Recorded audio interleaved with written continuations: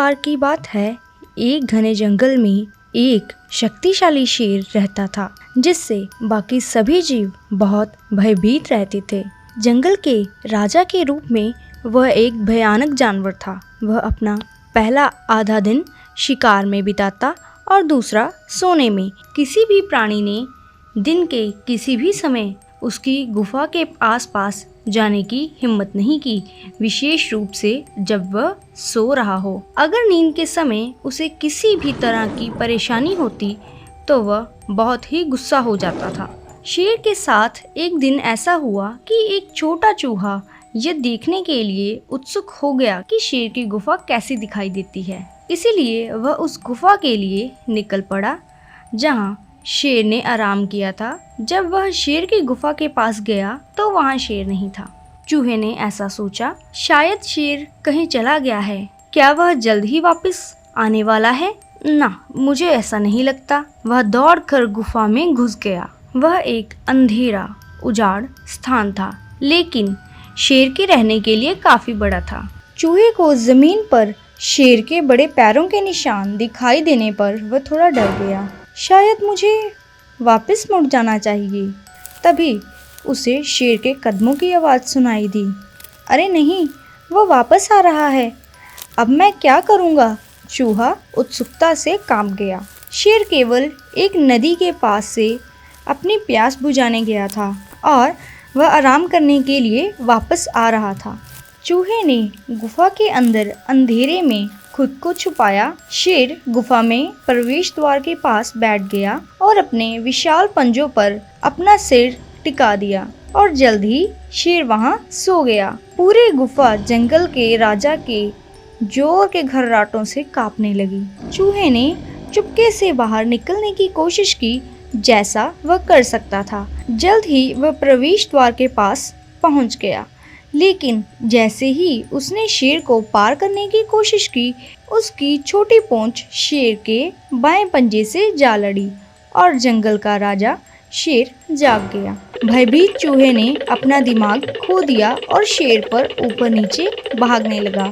शेर ने उसकी पूंछ पर अपना बड़ा पंजा रखा और बाद में रोते हुए चूहे को निगलने के लिए अपने बड़े पंजे को खोला। क्षमा करें महाराज, कृपया मुझे क्षमा करें। मेरा मतलब आपको जगाना नहीं था। मैं केवल इस गुफा को देखने की कोशिश कर रहा था, जिसमें मैं जिज्ञासा के कारण आ गया था। कृपया मुझे इस बार जाने दें। मैं अपने भाग्य को कभी नहीं भूलूंगा। मुझे बस एक मौका दे महाराज, और मैं अपने बुरे दिनों में से किसी पर भी आपकी सहायता करूंगा। यह सोचकर शेर चकित हो गया।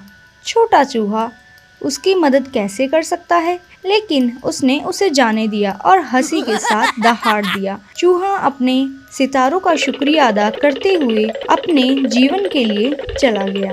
कुछ दिनों के बाद एक बार जब शेर जंगल से निकल रहा था तो वह अचानक एक शिकारी के जाल में फंस गया।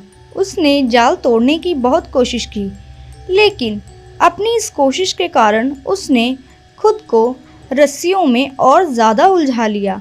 वह गुस्से में बेबसी से घिर गया। भयानक आवाज के कारण पूरा जंगल हिलने लगा और हर जानवर ने शेर के रोने की आवाज सुनी। चूहे ने भी सुना।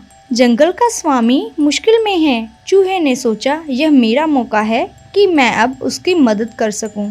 ऐसे सोचते हुए चूहा इतनी तेजी से भागा जितनी तेजी से वो भाग सकता था। जल्द ही उसे शेर मिल गया, वहां शिकारी के जाल में फंसा हुआ। चूहे ने कहा, महाराज, मैं तुम्हारी रस्सियों को काट दूंगा और तुम जल्द ही मुक्त हो जाओगे। चूहा बिना समय बर्बाद किए अपने तेज और छोटे दांतों के साथ रस्सियों को काटने लगा। जल्द ही शेर आजाद हो गया। मुझे विश्वास नहीं हो रहा, आप भी मेरी मदद कर सकते हैं, लेकिन मैं गलत था, शेर ने विनम्रता से कहा। और दो जीव उस दिन से सबसे अच्छे दोस्त बन गए। तो बच्चों, हमें इस कहानी से ये शिक्षा मिलती है कि हमें किसी को भी कम नहीं समझना चाहिए। क्या पता कब किस वक्त में कौन हमारा काम आ जाए।